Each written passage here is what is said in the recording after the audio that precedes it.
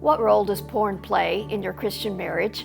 I'm Dr. Carol, and thank you for joining me on this episode of Relationship Prescriptions.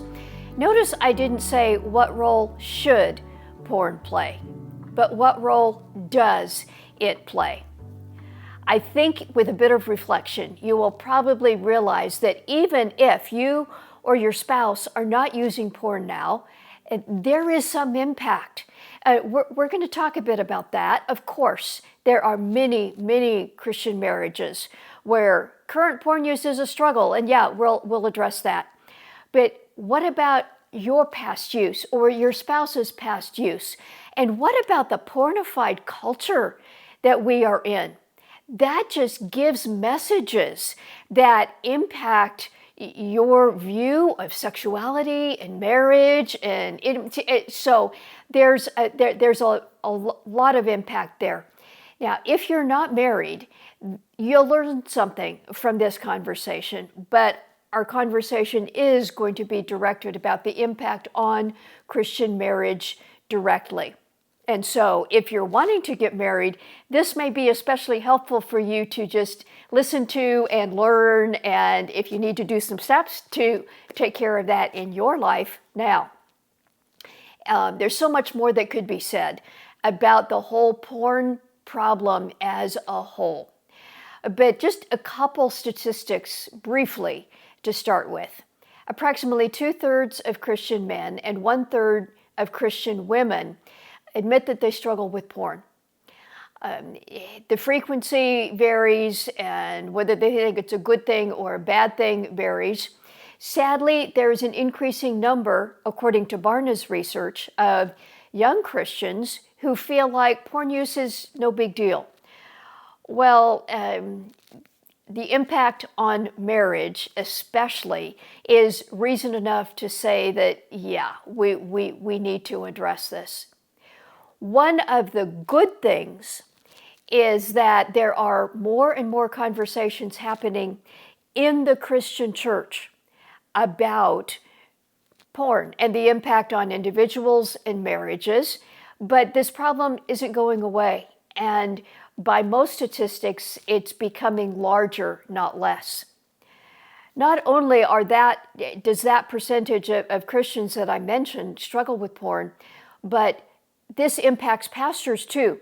About 2/3 of Christian pastors admit that porn has been an issue for them, and 18% of them say that it is an issue currently. And 84% of Christians who are currently wrestling with porn say that they do not have anyone who is helping them deal with that issue.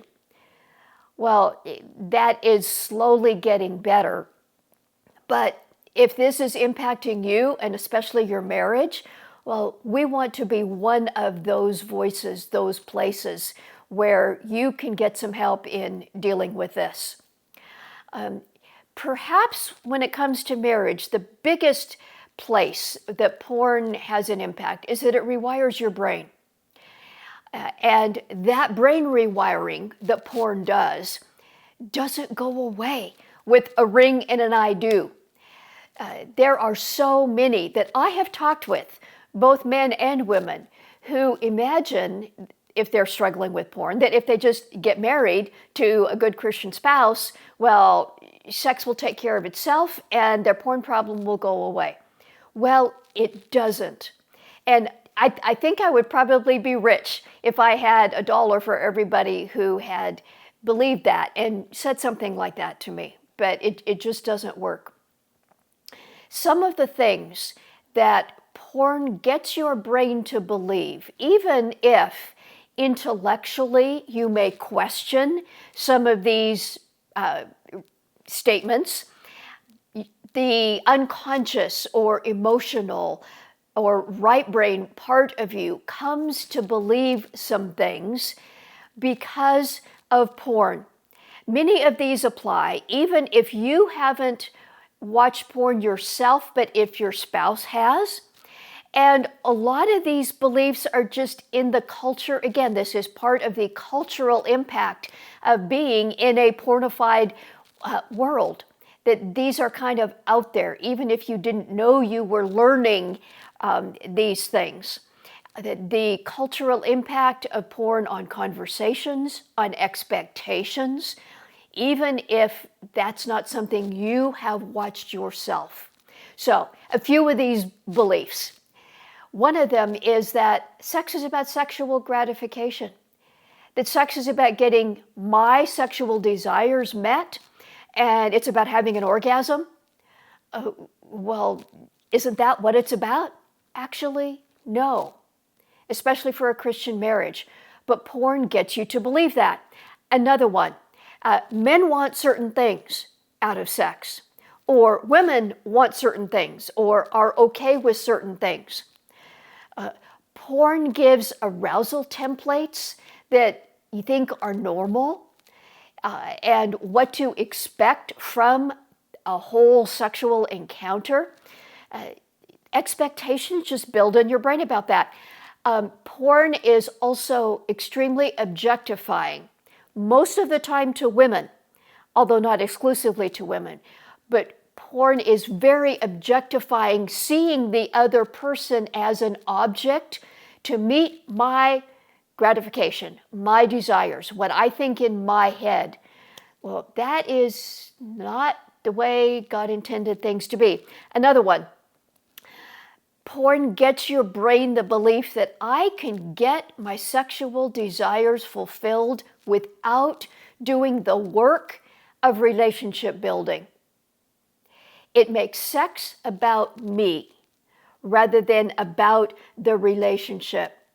And part of that is a real live human being can never match the images or the videos that are put out there as pornography. Now, there is some, quotes, softer, in quotes, porn that purports to picture and may sexual encounters between loving couples. But there is so much darker and darker and darker porn that includes violence and bondage and harm. Just gets very, very dark. Evil has exploited the way God made our human brain. When a person becomes sexually aroused, and the porn industry, the multi-billion-dollar porn industry, and evil knows exactly the ways to hook a person's brain. And if your brain becomes hooked with that, these beliefs become deeply embedded. Another false belief that porn gets your brain to believe is that sexual arousal must lead to an orgasm. Now, that's kind of been around for a while, and some of the messages that in previous generations were used to get, okay, another young person to agree to have sex with this young person is, oh, I'm aroused, so I've got to have sex, I've got to have an orgasm. Well, actually, that's not true. But porn gets your brain to believe it. Porn creates a file folder or multiple file folders in your brain of images, of arousal templates or videos or whatever of what sex is. And those get paired with arousal and likely with sexual release.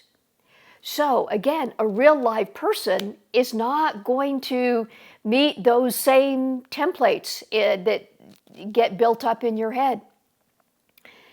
And for people who ongoingly struggle with porn and have become addicted, it usually leads to increasing stimulation that's needed to get the same response. Just like other addictions, more and more and more and more become needed to get the same response, because your brain develops a certain, quotes, tolerance, so that tamer stimulus doesn't give the same response.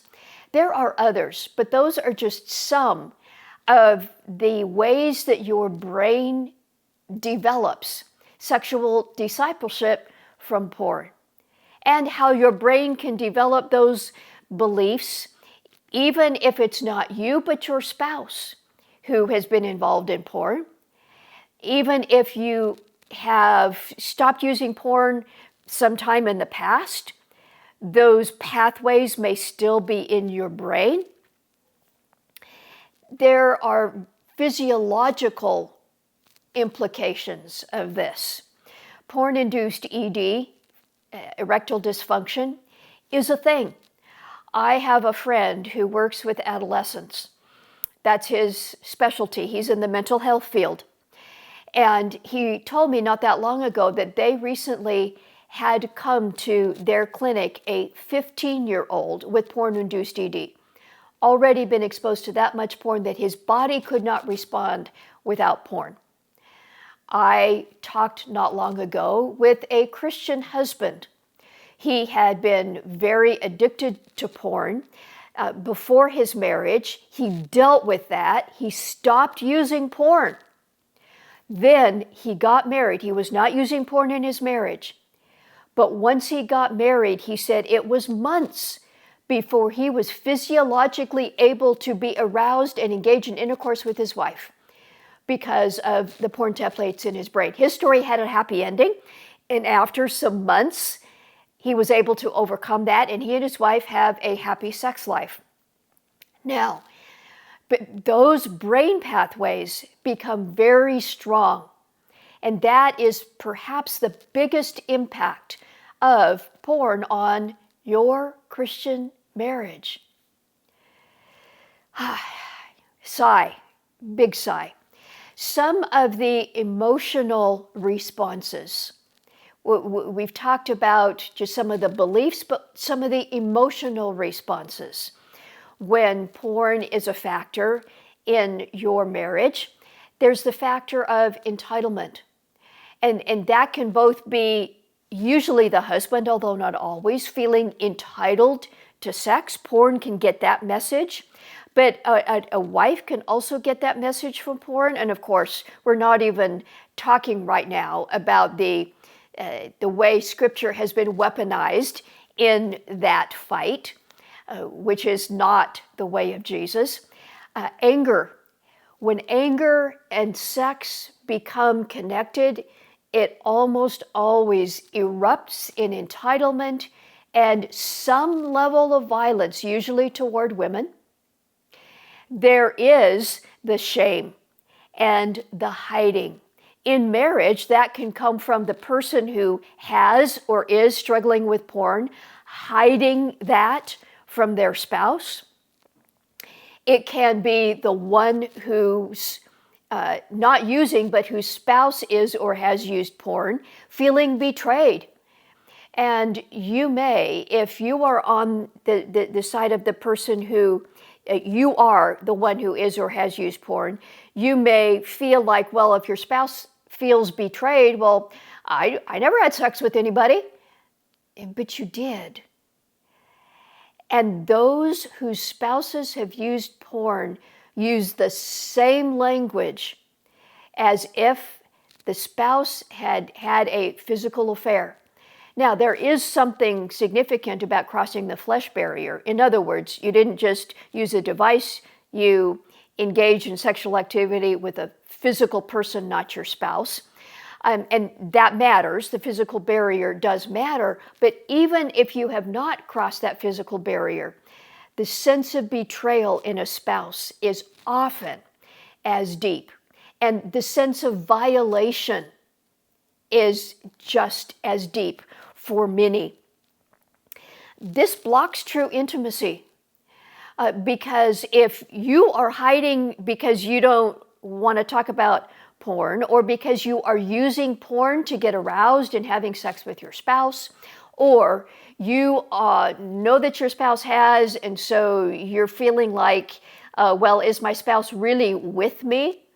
That blocks true intimacy in marriage, not only at the moment of sex, although it certainly does that, but just the feeling of, I don't truly know my spouse, and can I truly let my spouse know me? There are walls that get put up on both sides. The person using porn or the person who suspects or knows that their spouse is, so it blocks true intimacy.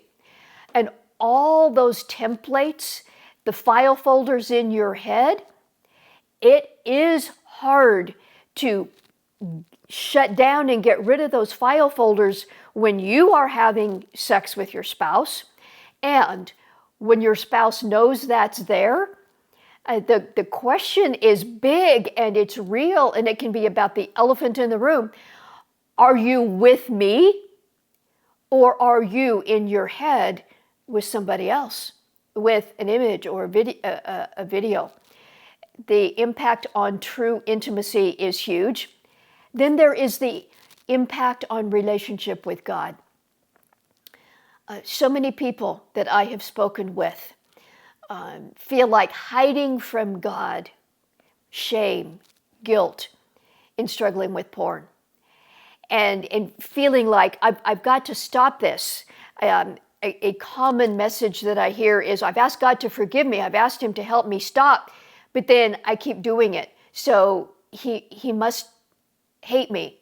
He must be out to punish me, or must not care. And distancing from God, who is the only one who can truly heal your heart. Just so much, the frustration. What do you do when you see what porn has done, is doing to your Christian marriage? What do you do about it? First, to you, if you are the one who has or is using porn, stop it.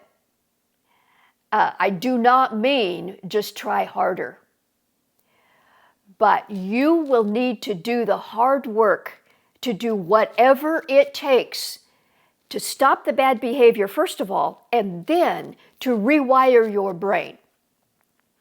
Your spouse giving you sex more will not fix you. So if that is still a hang-up in your brain, I've just got to tell you, this is not on your spouse. This is on you. What does that require first? It is going to require putting up some boundaries.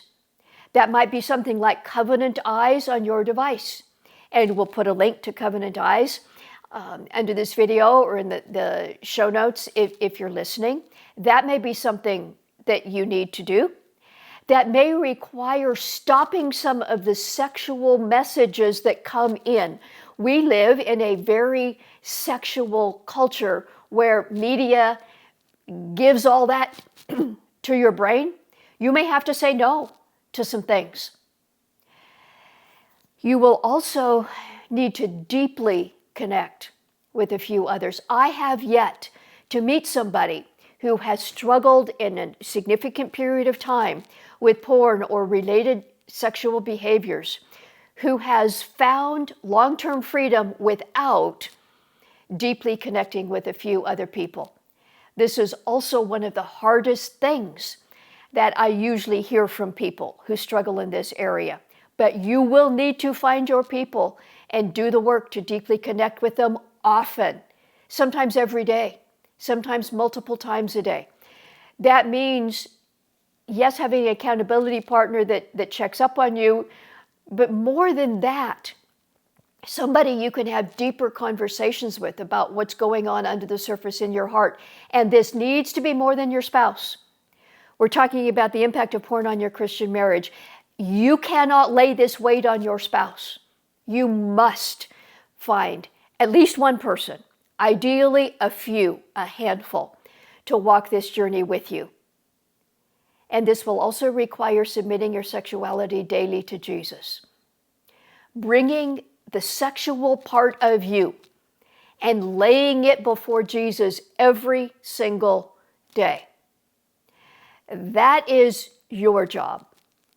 Now, to the person who is feeling harmed, hurt, betrayed, frustrated because your spouse is or has struggled with porn, you have a role to play as well.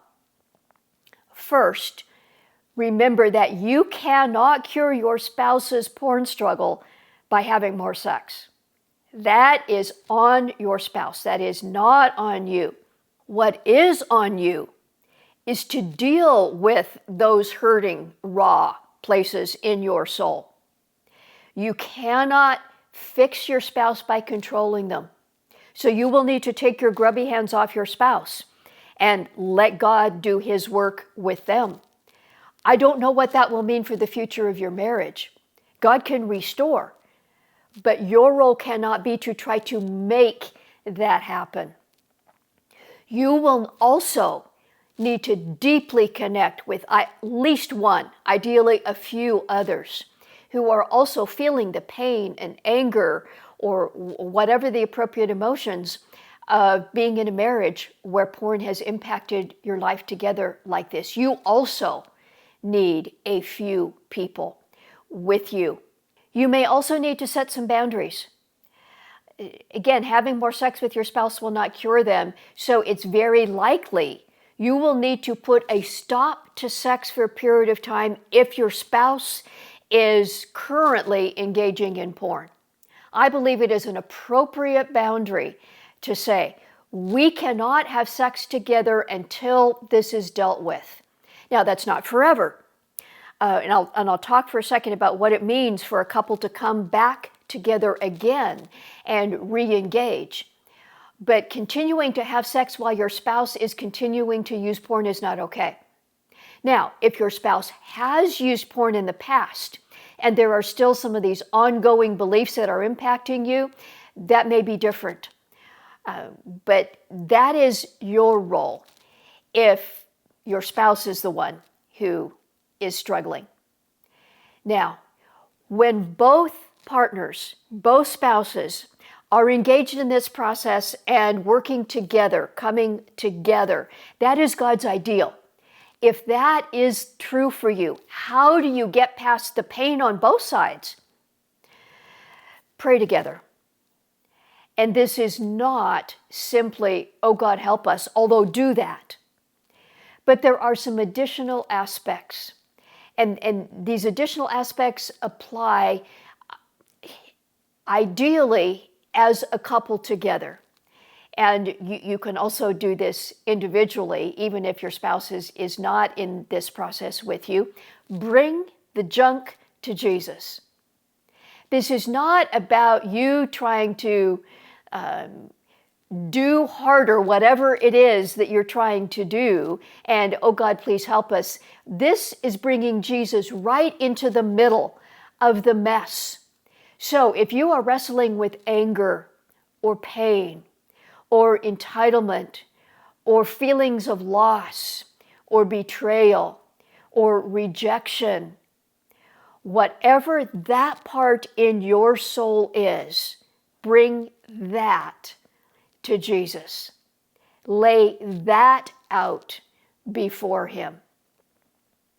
As you do that, your own soul can experience His presence and healing. And if both you and your spouse are doing that, and then you do that together, both of you bringing that to Jesus, true restoration can happen. Now, most couples where this is a problem need some outside help. That is very, very appropriate. Whether you are going through this individually or together with your spouse, an appropriate prayer is, Jesus, what's the next step? What do we do next? Hold your marriage up to Jesus with open hands. Nobody, no human being, I can't, you can't say what the future of your marriage will be, but Jesus knows, and He is for you. So, hold it up to Him with open hands. And then, Jesus, what's the next step that you want me to take as an individual? And then, ideally, if your spouse is in this too, what's the next step that you are inviting us as a couple to do together? This problem of porn in your Christian marriage is one of the most frequent. It's certainly not the only challenge impacting followers of Jesus and their sexuality, but it is statistically among the most common. And it is one of the issues that we deal with in our brand new resource, the Sexpectations course. If you have heard about or engaged with our previous course a couple years ago, this is brand new. All new videos, all new teaching, all new worksheets, all new material, and I am so excited about this. It is available now, and check the link under this video or in the show notes if you're listening. You can also go to Sexpectations.com and find out more about it there. This is a course that you can do at your leisure in the privacy of your own home. We have discovered in working about these things with people that there's a lot of hesitation in connecting in person with others, sometimes even online. So this is a resource that you can do yourself. Now, you cannot stay just dealing with these things yourself, but to get some help right where you are right now, this is a perfect doorway. This has 10 video modules that you can watch online in the privacy of your own home. This is not about having a better married sex life, although if you are married, it will help your sex life. This is about dealing with the matters in your heart. And if you are someone who has struggled with porn, that's definitely a big thing that we talk about. We also address if you are feeling sexually harmed in your marriage, and some of these beliefs are part of your psyche, and sex has become harmful, painful to you. We deal with that. This online course helps you look at how you learned about sex, how those brain pathways developed in your soul, and all the implications and how that has impacted you and those close to you. And then most importantly, what does it look like to invite Jesus into the middle of that? We lay out some very practical steps for you to stop bad behavior if you're engaging in it, but more importantly, to find the kind of new lifestyle so that new brain pathways can be developed in your brain that if you are married will allow you to engage in a whole new level of intimacy in your marriage that includes sex, but it's beyond that also, and intimacy with God. That really is the bottom line. We were made for connection, and the sexual part of us God built to point us to that exhilarating intimacy that even the best sex in marriage, here and now, is only a foretaste of. This course will help you look at where you are now, invite Jesus into that so that you can experience lasting transformation in these deepest areas in your soul. Included in this course are what we call some guided reflections or Scripture Alive. Not only is there information, but in these guided reflection videos, you will actually experience Jesus coming into your story. We take a small passage of Scripture, usually from the Gospels, and share that Scripture, and then through some contemporary readings, bring that into your life today. What would it be like for you in your life today, in the 21st century, to have Jesus say, I'm coming to your house, or let's go and sin no more, or I see you, what have you done? Let's deal with this. It's an amazing heart pathway to experiencing Jesus, healing and transforming you.